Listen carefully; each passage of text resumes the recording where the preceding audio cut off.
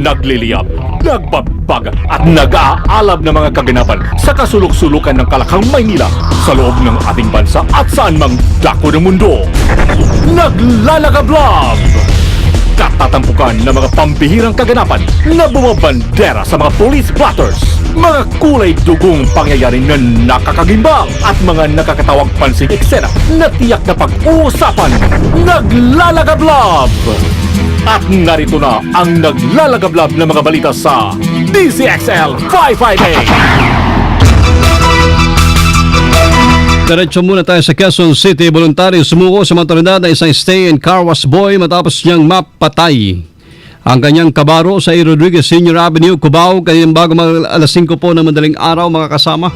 Nihanda na yung kasong isasampalaman kay Marlon Golchano, 24 anyos lamang, matapos nitong pagsasaksakin ng 6 na beses ang biktima si John Gonzalez.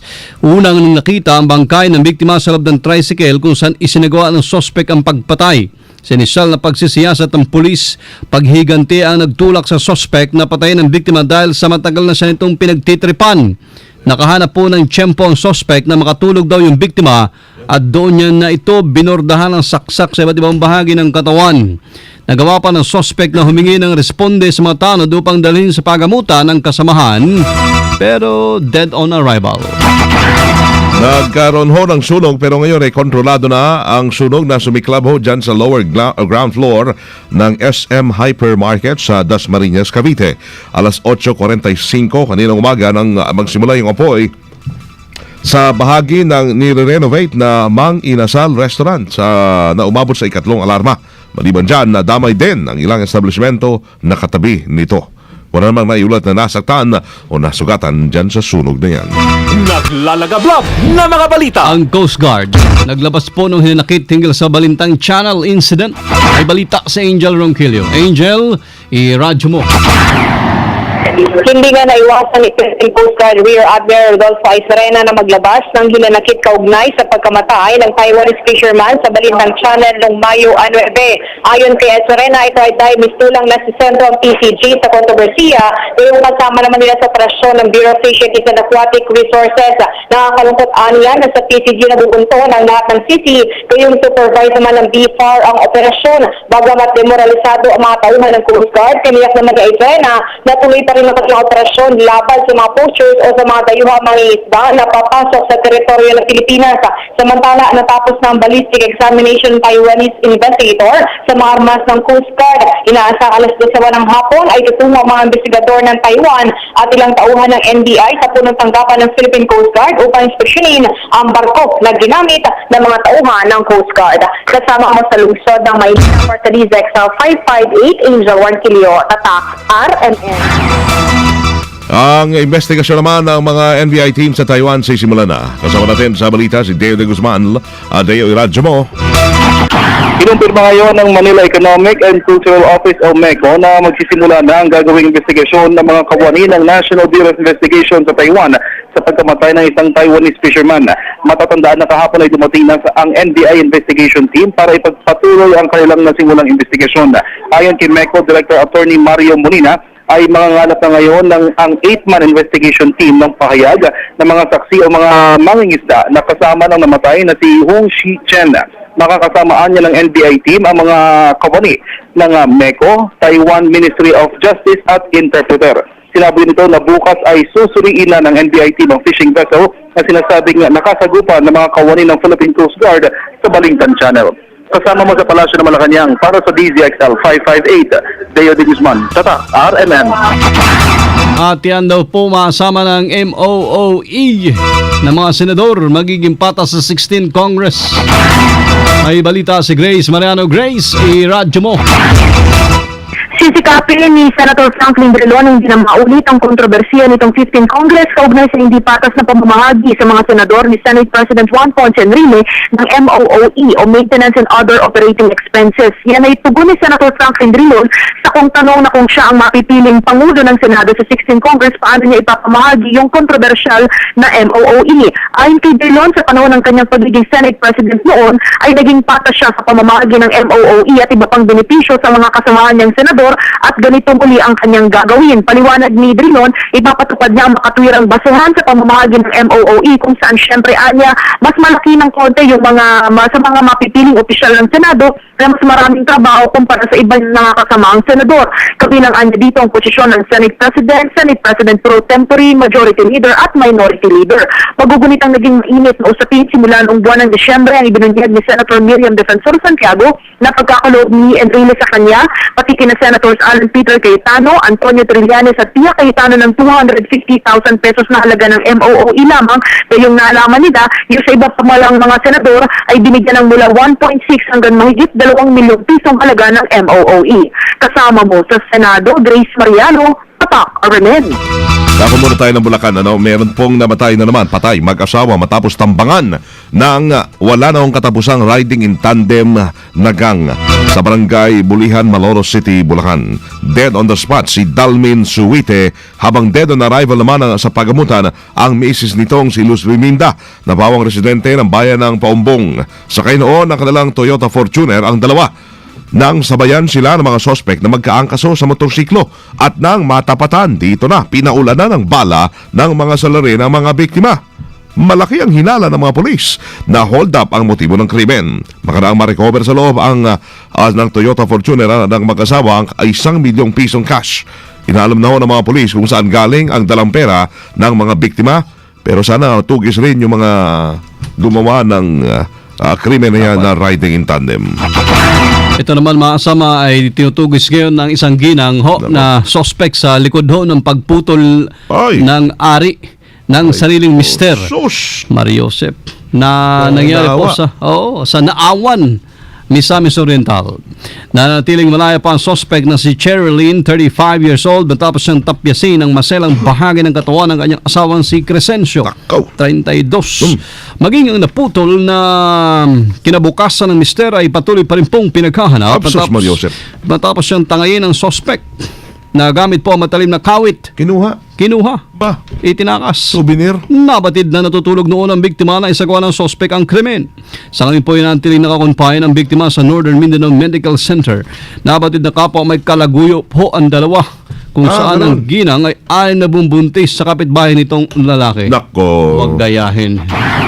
Classic. Naglalagablab na mga balita. Ay, kakaiba pala yun. MMDA naghahabol sa paglilinis sa mga estero. Report si Joyce Sandra. Joyce, iradyo mo. Pabalikan natin si Joyce. Samantala, yung kakulangan ng pulis hindi dapat maging rason para proteksyonan ang publiko ayon sa RCRPO. Nako, tamang-tama yung balita na yan na Rambolabay. Iradyo mo. Aminado ang pamunuan ng Quezon City Police na kulang sila sa sapat na bilang ng tawan, subalit sisikapin nilang maging maayos at mapayapa ang pagbubukas ng klase sa darating na June 3.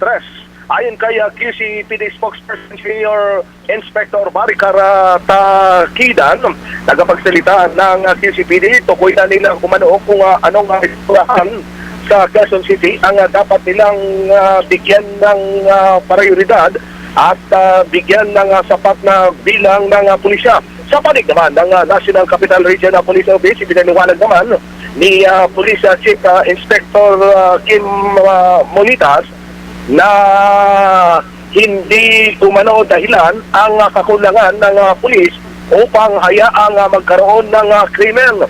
Sinabi ni Molitas na 9,500 na tauhan ang nakatakda nilang ipakalat, 2,644 na elementary school at university sa Metro Manila sa nalalapit na pagbubukas ng klase. Paliwanag pa ni Kiba na sisikapin nila sa araw ng pagbubukas ng klase ay may mga pulis sa lahat din ng eskwelahan upang matiyak na ligtas ang mga estudyante laban sa mga masasamang elemento ng lipunan.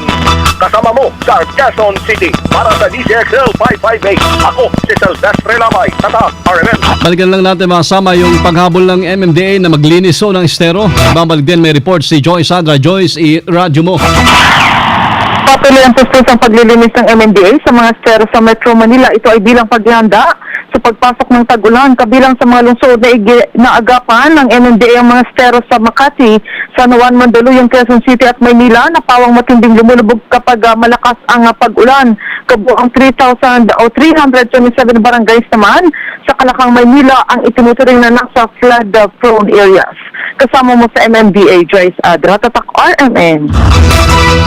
Naglalagablab na mga balita. DZXL Ulat Palaro. Sasabak masama sa dating pong Hunyo ang pinakabatang delegado ng Pilipinas sa gagawing 12 o 14th Asian Chess Championship sa Chiang Mai, Thailand. Dahil sa katuan po ng 7 taong gulang lang na si Maggie Sebastian, taga-Pasukin, Ilocos Norte. NBA Update. Wagi ang San Antonio Spurs kontra Memphis Grizzlies sa tatapos sa Game 4 na nagpapatuloy ng Eastern Conference. Tinapos ng Spurs ang laban. Kung hindi nyo napanood sa score na 93-86 dahil dito abante na sa 5th NBA Finals ang Spurs. DZXL Showbiz Balita. Na pa rin si Loli medyo ginawa? Kanina umaga, tahimik din siya eh. May concert daw. Nag-MC. Ayos Sige, edi ako muna. Oo. Ang inyong pansamantalang showbiz artista. Minsan naman eh, gayang-gaya din natin yan si Loli. Ginagaya, di ba? Ay, balita ko, para yung buddy. Okay. Ito, showbiz natin, ha? Sige, parang weng. Parang hindi ba kayo sa atin mag-showbiz, ano? Asan si PB? PB, ikaw na, ha? Sunod, ha? Asan na? Abay, first time na mga... Si Ray Bravo, gusto mo mag-showbiz? Ray Bravo? Ayos lang yan eh. Ito na, at least andyan ka na. Sa Akala ko US, baka ako diretso ng himagas, Nang hali, ha? Okay. Ang showbiz natin. Ang showbiz natin, pare. Itong showbiz natin. Sige, ngayon, pare. Ano bang ito yung showbiz ngayon, no? Itong showbiz. Ben, magandang tanghali kay Ben ha. Sinong Ben? Ben Tulpo. Akala ko ibang ton. Iba naman yun. So, Ben. ito yung showbiz ngayon, balita. Ito, Maxine Magalona at si Renz Fernandez ay nag-break na. Okay. Okay lang. Nag-break ka na rin, par. Tapos na. Hintayin natin. Pagbalik nila, nag-break na Sige, himagas na. Himagas na eh. Sige. Alam mo yung Maxine? Kamakailan nag-ano lang sila Hong Kong trip? Nagre-react. Break na nga. Nag-break na. Ito ang balitang Hayaan mo sila. Break na. Break nga, Magandang tanghali mga kasama. Kasi wala lang. Alam ko nag-Hong Kong Comment trip ka, pa sila comment. eh. Oo. Para kang nasa internet lang, ano? Nagko-comment sa mga... May kilala nag-break tayo na na. Respetuhin mo na. Nag-break May kilala nga kami Take ni your Paring time. Weng eh. Nakakagulat lang. Nag-Las Vegas sila eh. Hayari. Wala rin. Ganyan talaga, no? Hiwalay din. Anyway, para naman po sa balitang panghimagas, kakaibang gimmick ang naisip ng isang pizza chain sa Brazil upang sila ay mapansin. Ang Domino's Pizza ay nakipagtulungan sa isang ad agency para gumawa ng DVD-CD. Sa pamamagitan nito ay mangangamoy ang CD ng pizza. Kapag ito ay pinlay mo na sa inyong DVD player. Ang mismong CD ay nilagyan ng itim na thermal ink at kapag ito'y pinatugtog, ay umiinit na at makakaamoy ka ng amoy pizza. Sa oras na ilabas ang CD player ay magiging pizza ang itsura nito. Luto na. Luto na siya. Nakakagutom. At yan po ang balitang panghimagas kung DZXL Sinwon Chongsen Washer Phoebe Tapak Armen. Thank you, Pipi. Dire-diretso mga naglalagablab na balitang tatang RMN. Yung napakinggan sa DZXL 558. Usapang macho kami ulit. Siguro bukas, usapang macho tayo. Yung pag-usapan natin yung showbiz. Yung showbiz. Kasi kadalasan yung mga showbiz, puro mga bading yung nag-host Babae. Dapat mga macho rin. Pag mga ganyan, dapat si Kuya Rod. Ha? Sinasama niya dyan. Ba't na naman na to? Wala akong Ako hindi ko tinuturo Rod. Wala akong sinabing mention na Rod. Tahimik din ako. Ba't ikaw meron ka bang gustong ibulgar tungkol kay Kwan? Wala naman. Ba't sinasama mo sa usapan ng Nakaka-miss lang si Kuya Rod. Ay, andito naman. Ba't mo mamimiss? Andyan naman Hindi pa naman lumilisan yun May napatunayan na ba? Andyan lang si Rod. Baka may napatunayan na si PB na hindi natin alam kay Rod. Ano ba? May plan ka ba sa kanya? May ano. Intriga ka ba sa kanya? may So, napapasa- pag-usapan namin yung intriga na yan bukas. Bukas. Intriga, yung Siyang showbiz. Oh, yan. Oh, matchong usapan ng showbiz. Good. Oh, yan. Di ba yun, ha? Sige, thank you. Thank you, PB. What's up? Mahilig mag-comment. Asan na ako? Ikaw na pala, kasama mo. Ako na. Linya na. Tanghali ho ng Martes na ho ngayon, Mayo 28, 2013. Kasama niyo serbisyo publiko from the province of Occidental Mindoro. Mabuhay. Ako po si Buddy Oberas. Tama. At from the city of Samuel, Ceres Primo Hermano, Weng de la Peña. Kami po ay Tatak, RMN. Sumayin niyo ang 15 minutong kalipunan ng mga pinakahuling kaganapan sa Kalakang, Maynila, sa ating bansa at saan mang dako ng mundo. Naglalagabla! Dito lamang sa Unang Pihit, DZXL 558, ang bagong kasama mo! Naghahanap ka ba ng trabaho? Pagod ka na bang maghanap